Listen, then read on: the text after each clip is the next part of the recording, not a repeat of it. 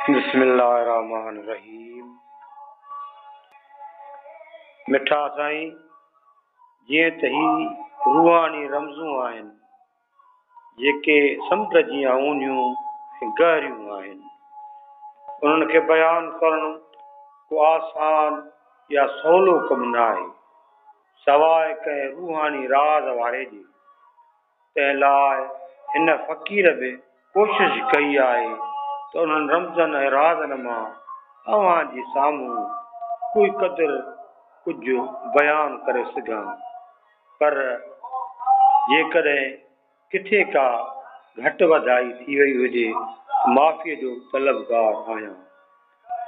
मिठा साईं, अवल सभु तारीफ़ वाखाण सिफ़त सना ऐं साराह जे लाइक़ रब्बिल आलमीन ज़ात आहे, जंहिं कुन चई कुल काइनात जोड़ी इंसान खे खाक यानी मिटीअ जी मुठ मां पैदा फरमाए खेसि ख़लीफ़तुल अर्ज़ जो मनसब अता फरमायाई। वरी बेहिसाब कुर्बत ऐं क़ादिर क़दीर जा जे इंसान जे क़ल्ब खे बैत रब्बी जो शरफ़ अता फरमायो।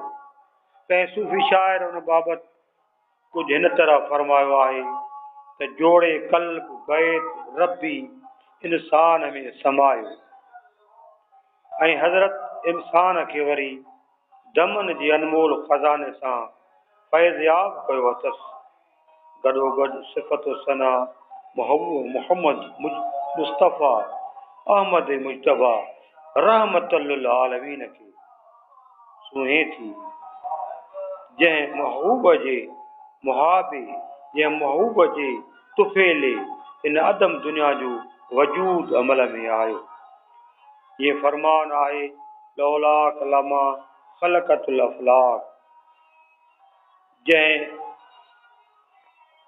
जे नूर मुबारक मां उम्मत ऐं जुमिले जहान इज़हार थियो ऐं संदन फैज़ पूरे आलम खे मिली वियो। वरी बयान पंजनि पाक शुहदा करबला अहल बैत जो, जन सुहिणे नाने रसूलुल्लाह जी उम्मत ऐं दीन ख़ातिर क़ुर्बानियूं ॾिनियूं। ये कंहिं फ़क़ीर शाइर कुझु हिन तरह चयो आहे त रब जी रज़ा सां आया जवान अदा अची करबल में थिया क़ुर्बान अदा। अहिड़ी तरह हसन अमीर हुसैन जी औलाद मां गौस आज़म सैयदना अब्दुल कादिर जीलानी आलम इस्लाम जी उहा हस्ती आहे जंहिंजे रूहानी फ़ैज़ मां कादरी तरीक़े ज़रिए सलूक जा तालिब गौस कुतुब दाता मखदूम शहीद रूहानी रंग में रंग जी हेठा थिया, जिन में सैयद सादात रोशन ज़मीर बदर मुनीर सूफ़ी फैज़ मोहम्मद शाह रुखदाता फैज़ दरिया जीलानी दरगाह हज़रत हम्बा शरीफ वारा 1280 हिजरीअ में इज़हारी कई। सदन तालिबनि मां कई तालिब फैज़ ऐं करामत में मशहूर आहिनि, पर ख़ासि करे मीरल फ़कीर जागीरानी जन दाता जे फ़कीरनि जे बकौल त मीरल साईं ज़ोरावर मर्द हूंदो हो। हिकु भेरे पंहिंजनि साथियुनि सां गॾिजी काथों माल यानी मेहूं खयूं पे आयो, पुठियां माल जा मालिक कढ चक हज़रत हम्बा में अची पहुता। दाता वटि मीरल साईं जन पहिरियों ई पहुता ऐं हक़ीक़त खां खेसि वाक़ुफ़ कयाऊं। दाता जी नूरी नज़र सां संदन दिलि रोशन थी वई ऐं मेहूं बेकारनि मां भूरियूं थी वयूं। भाॻियुनि जी पुछा ते बाबा मीरल मेहूं बासियूं ऐं काहे वञण जो चयो, पर हिननि चयो त असां जूं मेहूं त कारियूं हुयूं, ही त भूरियूं आहिनि। पोइ दाता फैज़ जा खेनि फरमायो त उहो माल तव्हांजो ई आहे। ये कुदरत इलाही सां ही भूरियूं थी वियूं आहिनि। तंहिं ते हुननि जी दिलनि ते बि दाता जे नूर नज़र जो पई त दिलि ॾेई वेठा ऐं दुआ पिनी माल बख़्श करे वापसि वरिया। चवनि था जामी कुबो जा इंदड़ फ़क़ीर मुर्शिद पंहिंजनि मुरीदनि फ़क़ीरनि खे अमुर कंदा हुआ, अबा तव्हांजो लंघ दाता फैज़ दरिया वारे दरियाई बंद सां थींदो आहे। जॾहिं दरगाह फैज़ दरिया वटां तव्हांजो लांघो थिए त मुंहुं हेठि करे घोड़नि खे उतां दौड़ाईंदा कयो, छो जो दाता फैज़ दरिया जी नज़र अहिड़ी त नूरी नज़र आहे जंहिं ते पवे थी त उहो उन जो ई मुरीद थी वञे थो। पाण पंहिंजे अनल हक़ सां इज़हारी करे वादानियत वारी चादर वेड़े वेही रहिया। कंहिं फ़क़ीर जे चवण मुताबिक़ जॾहिं मीरल जे मीम ॾांहुं संदन नज़र पई त महबूब मोहम्मद मुस्तफ़ा सल्लल्लाहु अलैहि वसल्लम ख़्याल में आयनि। तॾहिं पंहिंजो सारो कलाम बाबा मीरल जे नाले करे छॾियाऊं। इहे पाण फरमाइनि था त मीरल माम करूड़े सारी ॾे सजदो मैखान में, चाहे तुंहिंजो जहान में हण तू बि आसमान में। ताज़ो ई सुनन कलाम खे छपायो वियो आहे, जंहिंजो नालो कलंदरी किताब रखियो वियो आहे, जंहिंमां पिणु मदद वरिती वई आहे। उन खां पोइ फ़क़ीर चवनि था त कलाम छपाइण जी पहिरियों बि कोशिशि कई वई, पर छपाई वारी मशीनियूं बंदि थी वेंदियूं हुयूं। ख़ैर राज़ इलाही सां संदन कलाम शाया थी चुको आहे। मिठा साईं, सारी दुनिया में सूफ़ियुनि जा 2 मकातब फ़िकिर थी रहिया आहिनि, जिन मां हिकिड़ो मज़हब हेठि ख़ानकाहियत ॾांहुं माइल रहियो आहे ऐं ॿियो वरी दीन धर्म ऐं कुफ्र जे मुतभेद खां बालातर रहियो आहे।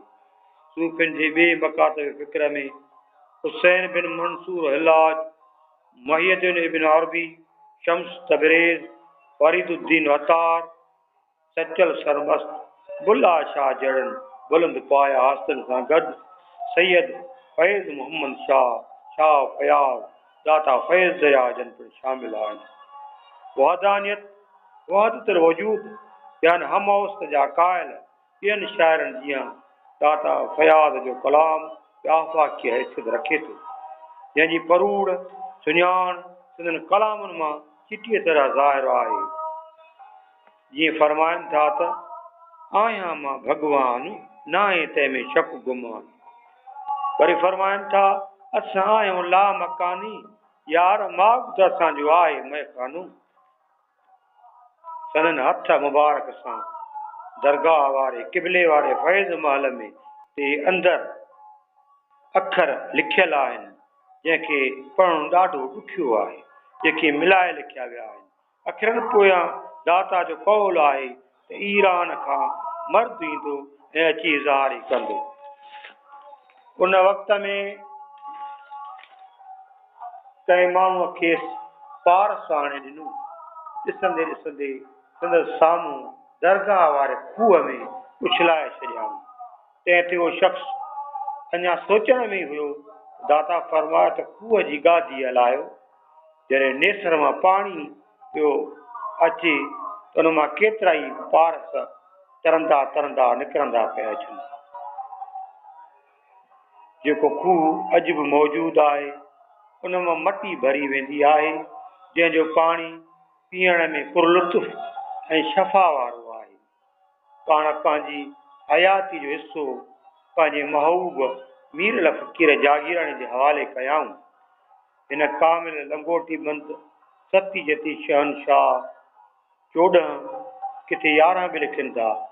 शवाल सन 1332 हिजरीअ ते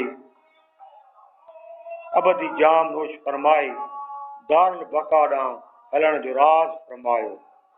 संदसि मेलो 11 शवाल खां 3 ॾींहं थींदो आहे।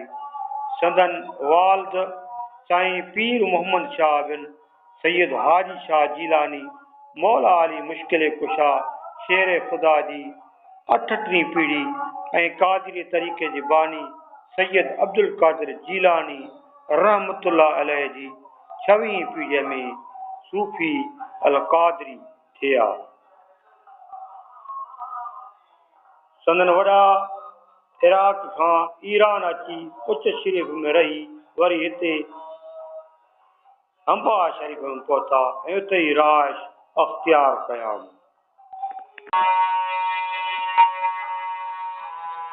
पाण जॾहिं हज जे लाइ विया पए त हावेलीअ ते रियाज़त जे लाइ ॿेलो फ़क़ीर माछी ऐं ॼाम फैंसी फ़क़ीर कंधारी छॾे विया जेके संदन रोज़े में ई दफ़न थियल आहिनि। पुठियां संदन जीजल मड़ खेनि हरदम दुआऊं ॾींदी रहंदी हुई। पाण चवनि था 7 हज कयाऊं। उते फ़क़ीर ॿुधाइनि था त हुज़ूर करीम हज़रत मोहम्मद मुस्तफ़ा सल्लल्लाहु अलैहि वसल्लम जी ज़ियारत थियनि। जन खेनि फरमायो त नओं शहर फिरोज़ में मौलाना मखदूम शाह नसीर जिन रहमतुल्लाह अलैहि जन वटि अची रहण जो खेनि इरशाद मुबारक फरमायऊं। पोइ अरब मुल्क खां थी करे अची शाह नसीर जी बैत करे घोड़नि जी कुड़ में रियाज़त करण लॻा। एतिरे क़दुरु रियाज़त कयाऊं जो खेनि पंहिंजी ज़ात पाक जो ख़्याल बि न रहियो न ई राज़ ई खुलियो। अरसे बाद जॾहिं कुदरत तरफ़ां राज़ खुलियो त शाह नसीर दीन जन खां सरबस्तो अहवाल दाता साईं खां दरियाफ़्त कयो। तॾहिं पंहिंजो सारो दास्तान संदन अॻियां बयानु फरमायाऊं। उन ते शाह नसीर दीन फरमायो त साईं तव्हांखे सभु कुझु हासिल थी चुको आहे। पोइ खेनि शादी करे पंहिंजी हावेली ते रहण जो अमरु कयाऊं ऐं फरमायाऊं त तव्हां मां वक़्त जो कुतुब पैदा थींदो। पोइ खेनि 3 फर्ज़ंद थिया। सैयद ताज मोहम्मद शाह, सैयद फैज़ मोहम्मद शाह यानी फैज़ दरिया, सैयद जान मोहम्मद शाह जीलानी। जॾहिं शहज़ादनि खे साण करे शाह नसीर दीन जन वटि दीदार लाइ नओं शहर फिरोज़ पहुता त शाह नसीर दीन जन दाता फैज़ दरिया लाइ फरमायो त विचों शहज़ादो मादरज़ाद वली आहे, हयाती अथसि त बुल्ला शाह वारो तबल वॼाईंदो। वरी फरमायाऊं त असांजे इश्क जो सरो सामान हीअ आहे जो वरी असांजे अचण जो एहतियात यानी ज़रूरत रखी। असांजी वॾी ॾाॾी दाता फैज़ दरिया जी मुरीदाणी हुई। संदन घराणो अंदरी मियाड़ीअ में हो जेका दरिया जे पाए वञण खां पोइ पूरी थी वई। जेका दाता फैज़ दरिया जी दरगाह खां चंदू फ़ासिले ते हुई। अदा दाता ताज मोहम्मद शाह जीलानी रहमतुल्लाह अलैह जो अहवाल हिन रीति आहे त साईं जन विर्द वज़ीफ़े में एकाइत मशगूल रहिया। दाता फैज़ दरिया जन मुजरद रहिया। पंहिंजे वॾो भाउ साईं ताज मोहम्मद शाह खे शादी करण लाइ चयऊं। फरमायाऊं त तव्हां मां गुल पैदा थींदो जंहिंखे असां रंग लाहींदासीं। साईं ताज मोहम्मद शाह मां सैयद पीर मोहम्मद शाह यानी साईं भगन शाहवल पैदा थिया। दाता भगन शाह दाता फैज़ दरिया जे वक़्त में साईं ताज मोहम्मद शाह खे तवलद थिया। दाता फरमाईंदो त बाबा अची वियो आहे, उन करे ॾाढी शफ़क़त सां पेश ईंदा हुयनि। साईं जन ॿाहिरि माल सांगे जॾहिं वेंदा हुआ माल चिरण बाद चौधारी कुनरो करे ॼण हल्को वधी बीहंदो हो। वरी जॾहिं पाण वरंदा हुआ त माल कढ ईंदो हो। संदन वॾो भाउ कामिल शाह मस्त हो जंहिंखे जान मोहम्मद शाह नाले फर्ज़ंद हो जेको जवानीअ में ई विसाल करे वियो। दाता भगन शाह साईं जो मेलो 18 जुलाई खां 3 ॾींहं थींदो आहे। दाता विलायत शाह जो जनम दरगाह हज़रत हंपा में 1329 सन हिजरीअ में थियो। दाता विलायत शाह जे वक़्त में भगत कंवरराम पिणु दरगाह ते अची ॻाए वॼाए वेंदो हो। पाण फरमाईंदा हुआ सवा हिकु अल्लाह जे ॿियो कुझु बि न आहे। संदन विसाल 20 जमातुल अवल 1402 हिजरी मुताबिक़ 17 मार्च 1982 में थियो। संदन मेलो 20 जमातुल अवल खां 3 ॾींहं थींदो आहे। दाता विलायत शाह वक़्त जा कामिल वली ऐं बहितरीन सूफ़ी शाइर थी गुज़रिया आहिनि। संदन कलाम आफ़ाक़ी हैसियत सां भरपूर आहे, आफ़ाक़ी रमज़ुनि सां भरपूर आहे। जीअं हिकु जाइ ते चवनि था त मोहम्मद मुस्तफ़ा मदनी मिड़न मुख़्तियार थियो पैदा, अली सरदार आ सभिनी अड़न आधार थियो पैदा। संदन कलाम कोई छपिजी चुको आहे।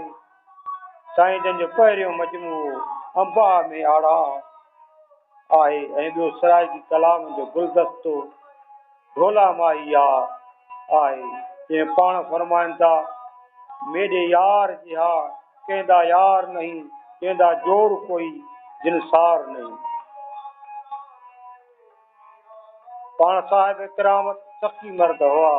उन्हनि मां वरी असांजा हादी रहबर मुर्शिद करीम दाता भगन शाह साईं जन 1937 ईस्वी में अची इज़हार थिया। जॾहिं दाता साईं जन वटि हादी साईं जन पैदा थिया त दाता विलास शाह कलाम ठाहियो त फैज़ धणी साईं फैज़ रसाया, शाह भगन जो बाग बरसाया, माली बाग जो आहियां लख शुक्राना, लख शुक्राना, भाल भले जा भाया लख शुक्राना। पाण नंढा हुआ सिंधन वाल मुर्शिद दाता विलास शाह फुकरा कठो करे खेसि मसनत ते विहारियो। पाण कामिल वली अल्लाह जिन पंहिंजे हथनि मुबारकनि सां असांखे ज़ाहिरी तौर बातिनी वेस वधाए फैज़ याब कयाऊं। संदसि कशफ ऐं किरामत रूहानी रमज़ ऐं फैज़ वारा हुआ। गॾोगॾु उन सां सूफ़ी शाइर पिणु हुआ। संदन कलाम रूहानी रमज़ सां भरपूर आहे जंहिंजो नालो आहे इश्क पियो आबाद, जंहिंमें पाण फरमाइनि था आहे अब्दियत जी आण मियां न त पंहिंजो आहियां पाण मियां। वरी फरमाइनि था सीनो अवां सां कहिड़ो सायूं यार जीअं सम्झो असां हूअं ई आहियूं। पाण जुमो 27 ज़ुल्क़ाद 1423 हिजरी मुताबिक़ 31 मार्च 2002 ज़ाहिरी चोलो मटाए राह रब्बानी जो राज अख़्तियार कया आहिनि।